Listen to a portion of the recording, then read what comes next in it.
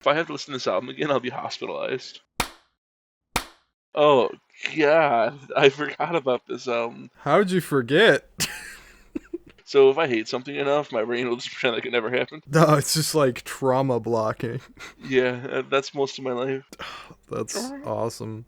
I'm so sorry. Everything I said, Post Malone, please come back. Honestly, yeah. This is so much worse. It's crazy how much worse than the Post Malone album this week gets. But this is the start of that. Maybe this is our lowest point this week? Yeah, it's pretty much gotta be. It has to be legally. Yeah, fucking Ronald's coming back at us with his gang of people who apparently exist, but I'm not convinced. This album smells like dog shit. Yeah. Why is Jelly Roll here? Jelly Roll is all four horsemen of the apocalypse. Why does, speaking of Jelly Roll though, why does All My Life sound like the fucking, what's the fucking Whitey Sings the Blues or something? Is that what it's called? Yeah, pretty ridiculous that there is a country song on here. Yeah, I don't know, man. This is his mugshot for doing something terrible, isn't it? Yeah, I'm pretty sure it was something pretty terrible. I don't know. He has a fucking rap sheet and most of it's kind of despicable, so it's one of the terrible things wherever that happened. He was arrested for domestic abuse. Yeah, domestic abuse, and then there was something, I don't even know. That's this specific mugshot. Nice! Really just owning the domestic abuse allegations. That's a great look. But Popular Monster, title track on here, has existed for 5 fucking years. It sounds like it's existed for 15, but nonetheless, 5 years later, we're getting this fucking album. This motherfucker is 40. He's in a relationship with a pro wrestler. That's kind of funny. That is hilarious. He's making fucking pro wrestler music, but it's like subpar pro wrestler music, so I guess that kind of adds up. Hold on, I'm reading the, okay, so in 2006, oh, okay, he got into a fight in, like, 2006 and killed a guy or some shit, or, like, some guy got killed and Yeah. something happened in there. And then, in 2006 he was 23, what the fuck? Yeah. Yeah, that's fucked. Yeah. Yeah, bro's got a lot of mugshots out there, probably. On June 10th, 2015, it was reported that Radke had been publicly accused of assault by a 25-year-old woman.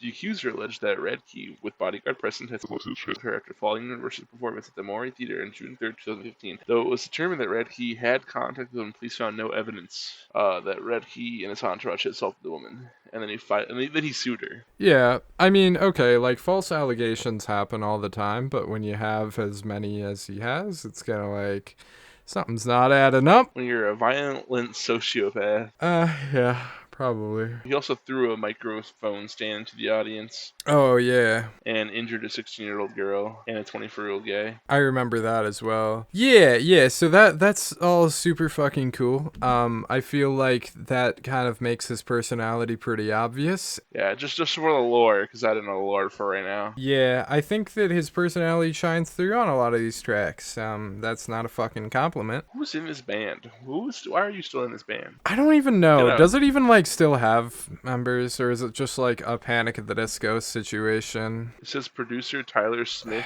and Ronnie Radke. There might not be other members. I don't even know. Let me see. I'll go back to the wiki. No, there's other members. We got 3 other people up in here. They're not doing much. It's just like butt rock metalcore riffs. Yeah. It's either that or like YouTube beats. No, this reminds me of fucking, whatchamacallit, Hollywood Undead a little bit. Oh, for sure, yeah. When they try to do like their rap. I guess. I'm trying to draw comparisons, so my brain is trying to turn itself off while listening to this. Yeah, probably just don't listen to it, honestly. Like, it's gonna be pretty fucking distracting.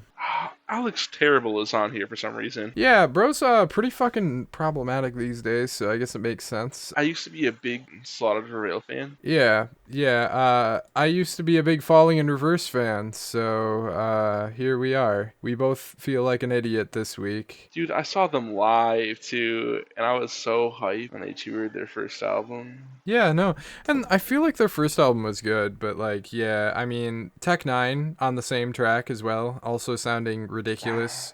just like randomly saying transphobic shit during his verse. Like, I really don't know what was up with that. His verse is ridiculous on the track. It sounds so silly. Go home, Tech Nine. Such a Corey motherfucking What are you Taylor moment with doing? that track. It's like literally the same thing, but Ronnie Radke's more unlikable by far. Tech Nine has one song.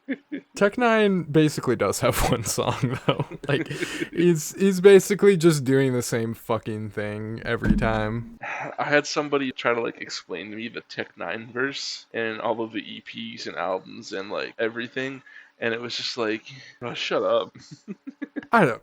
Like, even back then, this was in high school. It was like 2015, 2016. What was he even doing that? He had The Storm. But I think Special Effects was the newest album when I remember. Used to be a Tech Nine fan. Everybody in our hometown was. He's out here. He's doing some shit. And all of it's terrible. Yep. Every time he's hopping on a rock track like this, it's kind of the worst fucking thing. Yeah. Here, let's play a fun little game. Say something nice about this album. Just fucking try. It's only 37 minutes.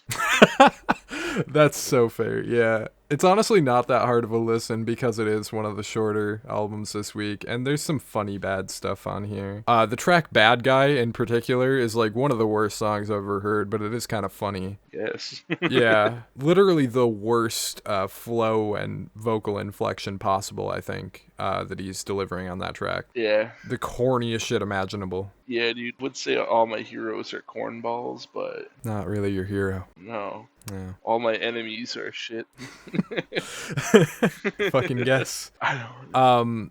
On that track, he lays the line down, "Fuck your feelings, there I said it," and it's like, oh man, you really got him there, bro. He really said "fuck your feelings" as if every conservative ever hasn't been saying that a fucking billion times. The liberals won't be ready for this one. That's really the mindset he went into this with, I think, and it's pretty pathetic. Calling a song trigger warning, I mean, come the fuck on. Man, remember when Eminem dropped and we were like, oh, that's really bad. Yeah. It gets a lot worse than the fucking Eminem album, I'll tell you that much for free. However, Jelly Roll also on that album, but Yeah. nonetheless. Jelly Roll, shut up. He's all over everything, making everything into a terrible country song. Zombified, what a ridiculous moment with the, like, canceling you fucking thing, the Muse style, like, little hook thing there. That is one of the most ridiculous things I've ever heard, I think. Yeah, man, I don't even fucking know what's going on anymore. Where am I? What happened? I don't know, man. You're in hell. Welcome to music hell. God. It's this week's albums. No. Last Resort Reimagined. It's my last resort. Worst cover ever. Literally, I believe that. I do not think there's competition. The worst cover ever, I think. Give me competition. Do you have an argument against that? I'm trying to find something. Hold on. Yeah. There's these guys that made fun of Brick in the Wall years ago. That's not worse, though. That's like a parody, though. It's not really even a cover. Yeah. I do know what you're talking about, and maybe that's worse, but not a cover. I don't know. A cover? Most covers are usually just okay. Yeah. Did Five Finger Death Punch cover something that would do a worse job? No, they didn't. That's the thing. I'm thinking of... That's crazy. Let's see. Like, they did, what's that one Offspring song? Bad Company? Oh, Offspring song? Gone Away, right? Yeah, Gone Away. I remember their cover of Gone Away pissing me off because they made the song really melodramatic and cheesy, but this one does that exact same thing to fucking Last Resort of all things, and does it to such a high fucking degree. It's insanely corny. You want to know what I'm listening to right now instead of listening to the album like I normally do? Sure. Listening to George Clanton. That's a good vibe. That's a good vibe. I'm so thankful George Clanton exists. Man, I should go drop 100 on the Mavi album. Man. Yeah, this is the type of week that really makes you appreciate the good music, I think. Do you have any thoughts on, like, specific tracks? I feel like I brought quite a few up. Yeah, the whole thing just pissed me off. I could hardly get through my first listen. I had to sit there and force myself through it. I almost had a brain aneurysm. If I have to listen to this album again, I'll be hospitalized.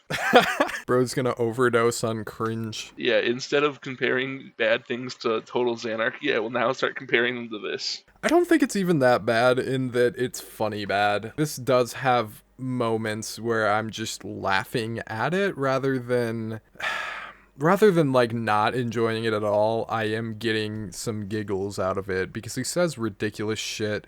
The flows are so terrible, and it's like these ridiculous YouTube beats turning into generic metalcore. I mean, it's some of the worst shit, but at least it's funny, you know what I'm saying? I understand the humor. It doesn't make me happy. Fair enough. I don't get the laugh. Yeah, I don't know, man. I like fun bad stuff, and this is the closest we got this week. Boring bad is so much worse to me, and this is definitely the closest thing we got to fun bad because it's absurd. It's ridiculous. Unfortunately, I've heard most of it before this came out, though, just because these singles have been dropping for so long, and he's released over half of them before this point. See, that is kind of funny. With that context, maybe I'd find it funny bad. I've heard these, so a lot of them were not anything new for me. It was just me going back and laughing at the same songs that I once laughed at. But no, I'm all out of gas on this one. How about you? Yeah, I've probably said my piece on it. Fucking, I don't know. I dropped a 0 on it.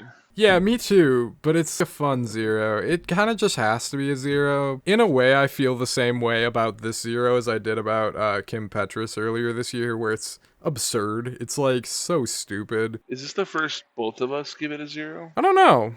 I'm not sure. I think so. Let's scroll all the way down. Oh, yeah, your first 0 was Vultures. Yeah. Yeah, and I gave that an 18. Yeah, I gave MGK and Sugar Red an 8. Yeah. This is so fundamentally flawed that it's like it basically just has to be a 0, but at the same time, it is not my least favorite thing I've listened to. Like, I would listen to this over other things we'll get to. Oh, really? Yeah, because I can get a laugh out of this because it was really stupid. That's fair. Yeah. I think moving on to Boring Bad, Yep. Tones and I. Yeah. Hello, everyone. This review is a clip from the latest episode of the New Music Podcast. Every Thursday, we go through and we review several albums released in the previous week. If that sounds interesting, check the link in the description to see the latest episode. Also, like this video and subscribe to the channel for more music-related content coming your way. Your support is greatly appreciated.